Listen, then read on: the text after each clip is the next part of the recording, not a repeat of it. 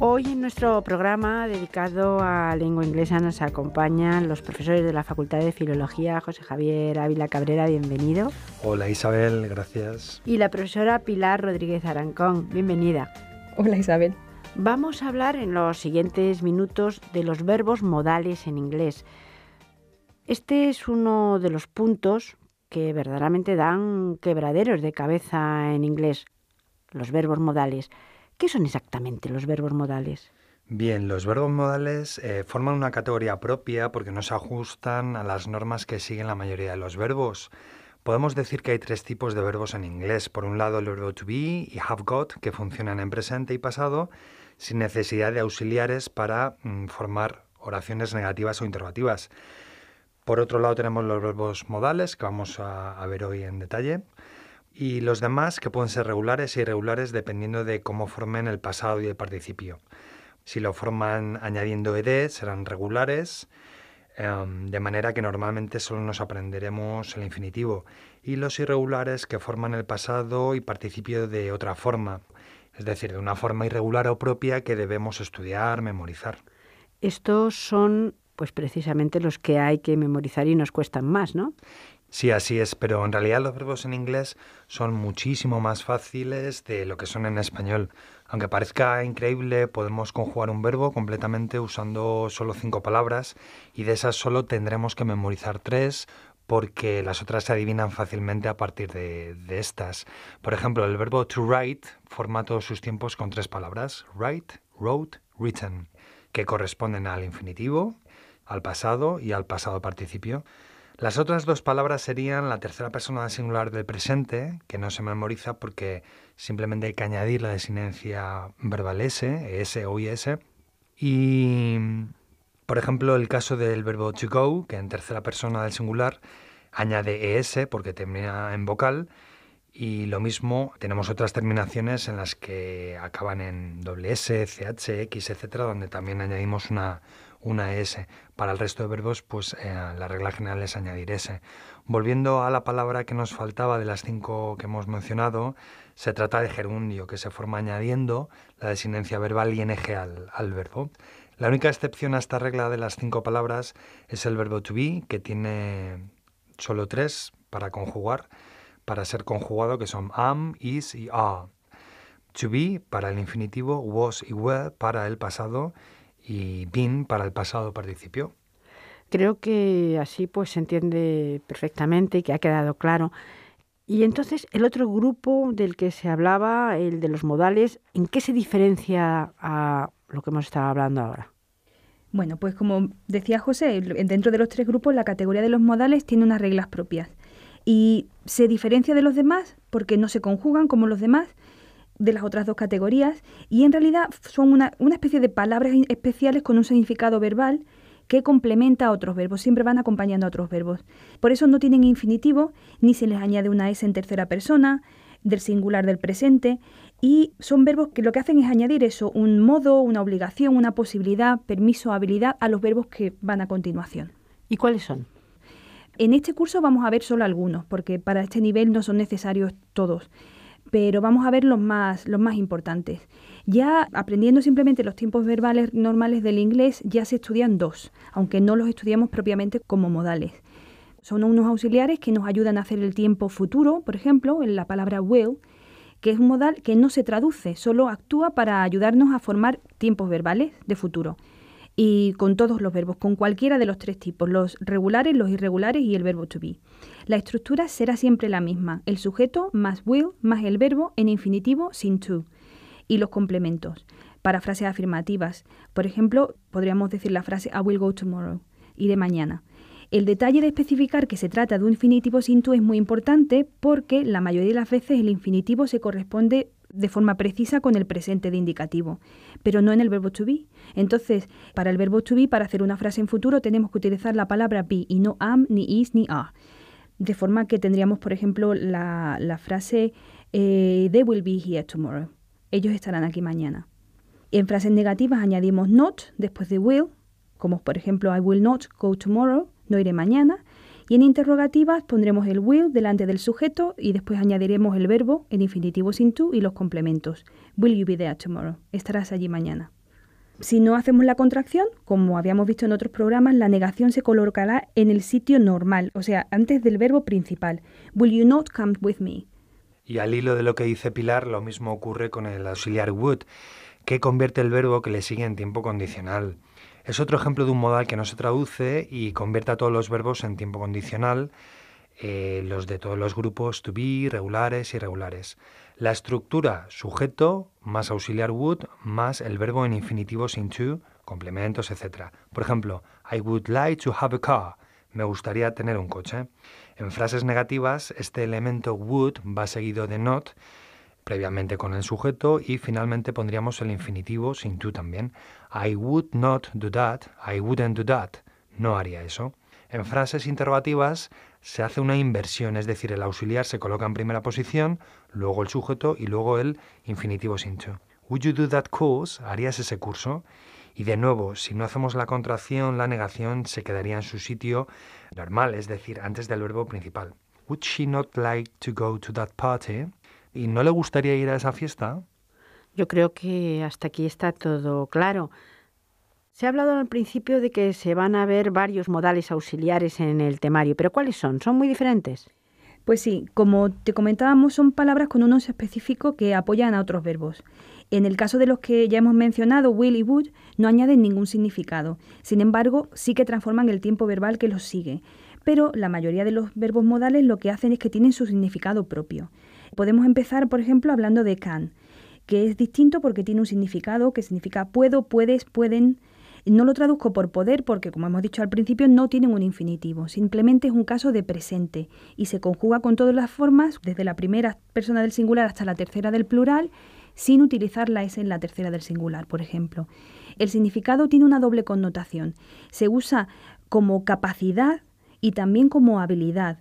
O sea, podremos hacer frases como I can drive, como puedo conducir, y también can I close the window, puedo cerrar la ventana, para indicar, pues eso, pedir permiso. ¿Y cuál es la estructura de las frases con can? Las oraciones afirmativas llevan el sujeto seguido del modal can y el verbo sin infinitivo. I can drive. Quiere decir que yo puedo o yo sé conducir, tengo la capacidad para hacerlo. Las negativas llevan el elemento negativo not, pero debe ir unido al propio verbo o en forma contraída. Es decir, cannot, que sería un uso formal, o can't, que es un uso más coloquial. She cannot sing o she can't sing. No puede cantar, bien porque tenga la imposibilidad para hacerlo o porque no sabe cantar. En las interrogativas igualmente hacemos inversión. Tendríamos can más sujeto más el verbo en infinitivo sin to. Can we dance? ¿Bailamos? Pues esto perfecto, pero hay otros verbos modales que también hay que ver ahora. Pues sí. Otro verbo, por ejemplo, que vemos en el temario sería must. Y el significado voy a hacer lo mismo que antes. Lo digo directamente en el presente porque es lo que indica.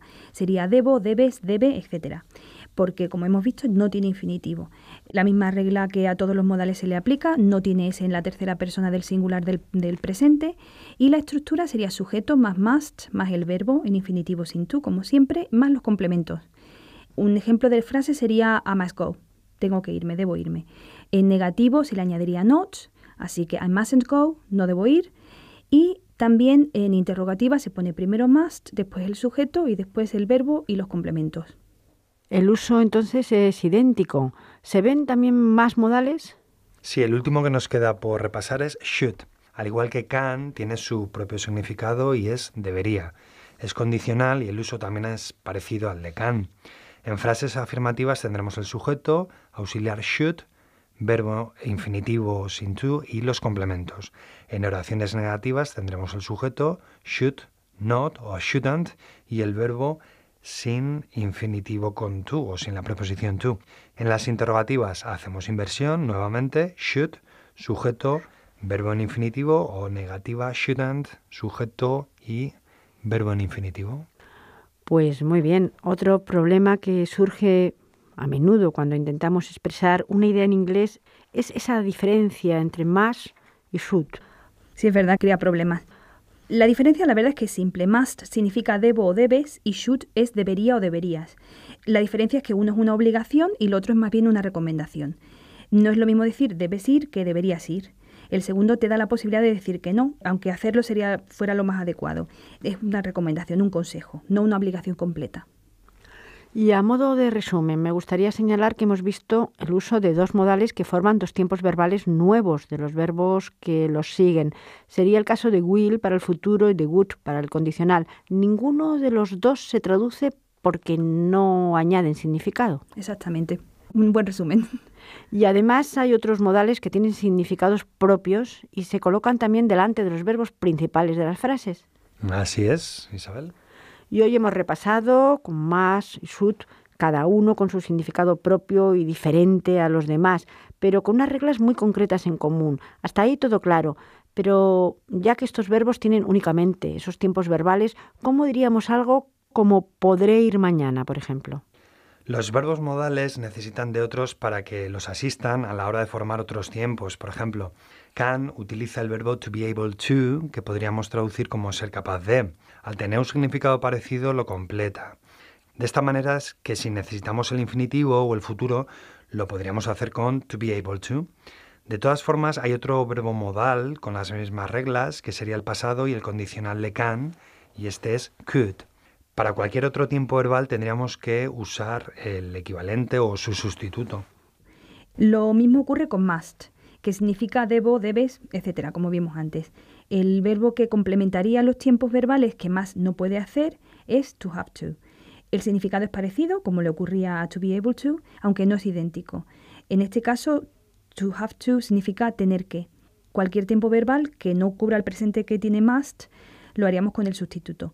El único modal que podríamos considerar parte de ese significado sería should, que es siempre condicional. De manera que para el presente es must, para el condicional should, y todo lo demás se hace con to have to. Un ejemplo de futuro, por ejemplo, sería they will have to go tomorrow, tendrán que ir mañana. Para hacerlo en pasado diríamos she had to go straight away, ella tenía que ir inmediatamente o tuvo que ir inmediatamente. Al principio del programa pues se mencionó que había más verbos modales, aunque hoy no se iban a ver, pero ¿cuáles son? Hay algunos más, pero no forman parte del temario de este nivel y por eso no los hemos visto en detalle. En realidad es un grupo reducido, que nos da problemas, pero es reducido. Hay otros como por ejemplo ought to, o needn't, o may and might. Entonces podemos decir que la lista no es interminable. No lo es, ¿no? ¿Y se usan para algo muy distinto a lo que hemos visto estos verbos? Bueno, en el caso de ought to, tiene el mismo significado que should, es decir, debería. Lo que pasa que su uso es menos frecuente, por eso se deja pues para cursos más avanzados. Uh-huh. Y también may y might, que son de uso más frecuente, que es lo que acaba de decir José, e indican un nivel de probabilidad de más con may a menos con might. Y además may comparte con can el sentido de pedir permiso. Para poner un ejemplo de probabilidad podemos decir I may go to the cinema tonight, puede que vaya al cine esta noche. Y si quiero menos probabilidad sería I might come with you, podría ir contigo, en el sentido de que a lo mejor lo hago. Con el sentido de pedir permiso podríamos hacer otra escala. Empezamos con can, seguimos con could y terminamos con may. Y esa es la razón de que podamos pasar sin ellos hasta cursos más avanzados, porque podemos pasar perfectamente con can para empezar. Un ejemplo de ese rango de pedir permiso sería can I open the window, please? ¿Puedo abrir la ventana, por favor? Could I open the window, please? ¿Podría abrir la ventana, por favor? May I open the window, please? ¿Podría abrir la ventana? Incluso nos quedamos hasta sin traducción, porque se trata de una diferencia en el nivel de cortesía que no usamos en español. Muy curioso y además es interesante. Además de que siempre hay que decir por favor y gracias. Sí. Diríamos que es una diferencia cultural. En inglés es necesario decirlo mucho más y nosotros utilizamos más el lenguaje corporal, la entonación, para provocar el mismo efecto de corrección o buenos modales. En inglés esto pues no sería suficiente. Por ejemplo, si vamos a una tienda y compramos, es normal intercambiar 4 veces el por favor y el gracias. Te dicen can I help you o incluso may I help you y contestas yes please. Das tu tarjeta de crédito, de débito y dices here you are y te contestan thank you y vuelves a decir thank you, te piden que firmes, can you sign here please? O bueno, hoy día con los chips de las tarjetas sería could you introduce your password, please? Devuelves el papelito firmado o devuelves el aparato, thank you, te vuelven a contestar thank you. Esto sería casi un programa, porque verdaderamente ahora, además que tantísima gente, tantísimos compatriotas nuestros están saliendo a países de habla inglesa, no solamente es conveniente el saber el idioma, muchas veces también es importante el saber estos usos de cortesía, pero que son usos normales en estos países que a nosotros a lo mejor es que no se nos ocurre decir tantas veces gracias. Sí, exactamente. Es muy curioso y muy importante. Hay una cita de un lingüista muy famoso que dice que aprender un idioma sin aprender las características de la cortesía solo te hace que seas un tonto que habla bien. Es casi tan importante decirlo de forma adecuada que decirlo correctamente, gramaticalmente. Este consejo lo dejamos aquí, estas cosas hay que aprenderlas también. Y ya solamente para acabar, es muy importante también en inglés el uso de los verbos modales. También hay que aprender, por supuesto, con lo que hoy hemos dado, yo creo que para poder hablar es suficiente, pero adentrarse bien en ellos y saber las diferencias que puede haber con los verbos en español. Sí, desde luego. Aparte de conocer lo que es un tiempo en presente, en pasado, etcétera, los verbos modales dan unas características al verbo principal, como hablamos, que bueno, pues indica diferentes posibilidades en diferentes contextos que pueda tener el hablante y por tanto, pues dignos de ser aprendidos. Pues muchísimas gracias a los dos. A ti. Gracias, Isabel.